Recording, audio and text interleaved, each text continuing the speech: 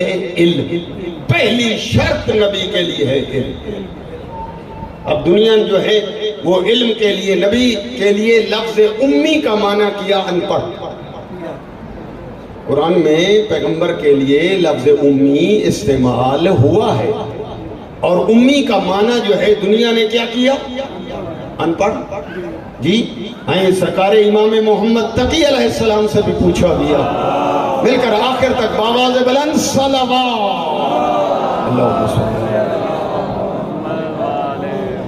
امام نوحم دیکھ کر فرماتے ہیں کہ دنیا کیا کہتی ہے امی کے متعلق؟ کہا کہ وہ کہتے ہیں ان پڑھ ہیں۔ اس وقت امام فرماتے ہیں کہ نبی 72 زبانوں میں لکھنا بھی جانتے تھے، پڑھنا بھی جانتے تھے۔ یہ جملہ امام نوحم کا ہے، اور پھر امام نے وہاں تشریف فرمائی ہے اور دیکھ کر فرمایا کہ امی اس لیے کہا گیا ہے کہ سب سے پہلی دھرتی جو پانی کے اوپر بچھائی گئی وہ مکے کی دھرتی، مکے کی زمین ہے، اس لیے مکے کو کہا گیا ام القرى۔ قرى جمع ہے قریۃن کی، بستی، آبادیاں، جی قرى یعنی آبادیوں کی اصل۔ سب سے پہلی آبادی جو پانی کے اوپر زمین کو قائم کر کے قائم کی گئی وہ مکہ ہے، ام القرى۔ امام فرماتے ہیں کہ مکے کا نام ہے ام القرى اور نبی ہے مکی، یعنی امی یعنی صاحب مکہ، مکے والے۔ لیکن دنیا نے اس کا معنی جو ہے جی ان پڑھ کیا۔ لیکن میں قرآن کی آیت یہ پیش کر سکتا ہوں، وَالَّذِي بَعَثَ فِي الْأُمِّيِّينَ رَسُولًا مِّنْهُمْ يَتْلُو عَلَيْهِمْ آيَاتِهِ وَيُزَكِّيهِمْ وَيُعَلِّمُهُمُ الْكِتَابَ وَالْحِكْمَةَ۔ آخر والے قرآن سورہ جمعہ، اور یہی آیت جو ہے تھوڑے رد و بدل کے ساتھ 3 اور جگہوں پر بھی یہ آیت آئی ہے۔ قرآن کہتا ہے یہ نبی آئے ہیں اس لیے کہ کتاب کی تعلیم دینے آئے ہیں، حکمت سکھانے کے لیے آئے ہیں پڑھانے، اور خود ہیں ان پڑھ۔ نبی عالم علم لدنی ہے۔ ہمارے ہاں کسی کے علم کا اندازہ لگانا ہو کہ کتنا بڑا یہ عالم ہے تو سب سے پہلے یہ دیکھا جاتا ہے کہ اس کا شاگرد کون ہے۔ ان کے شاگردوں سے اندازہ لگا لیا جاتا ہے کہ اس کا علم جو ہے وہ کتنا گہرا ہے۔ دوستو، جس کا شاگرد علی ابن ابی طالب ہو،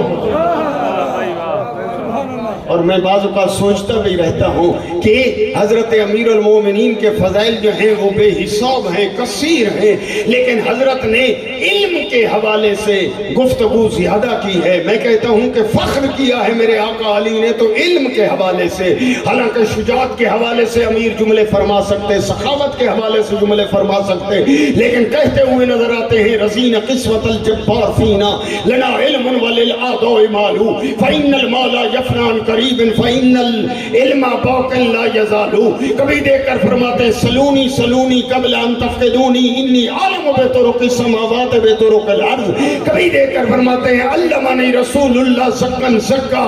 یہ علم کے ڈنکے علی نے اس لیے بجائے تاکہ دنیا کبھی میرے استاد کو ان پڑھ نہ کہے۔ میں بتا رہا ہوں، ارے جس کا شاگرد اتنا بڑا عالم ہے اس کے استاد کا کیا مقام ہوگا۔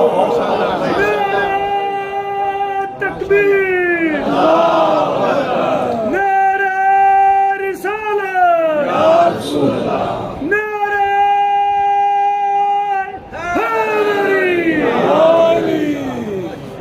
آئیں ماشاءاللہ آپ متوجہ ہیں جی۔ اب وہ طول و تفصیل اور وہ خود علم کے، وہ پاک پیغمبر کے وہ فیصلے اور وہ مناظرے جو پاک پیغمبر نے علمی دنیا میں بھی وہ بیان کیا، جس کو غیر مسلموں نے بھی لکھے۔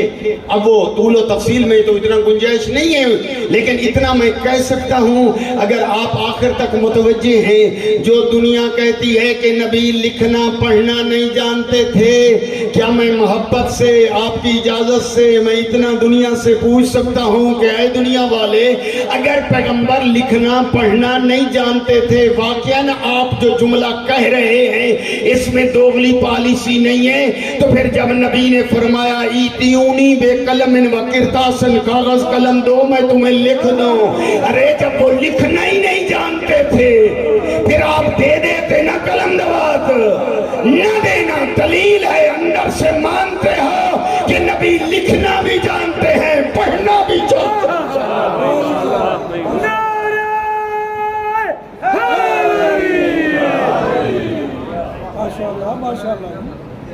علم کے حوالے سے جتنا علم اس وقت کائنات میں ہے یہ صدقہ ہے رسول اللہ کا. اور پھر دوسری صفت جو ہے وہ ہے عصمت، معصوم ہونا.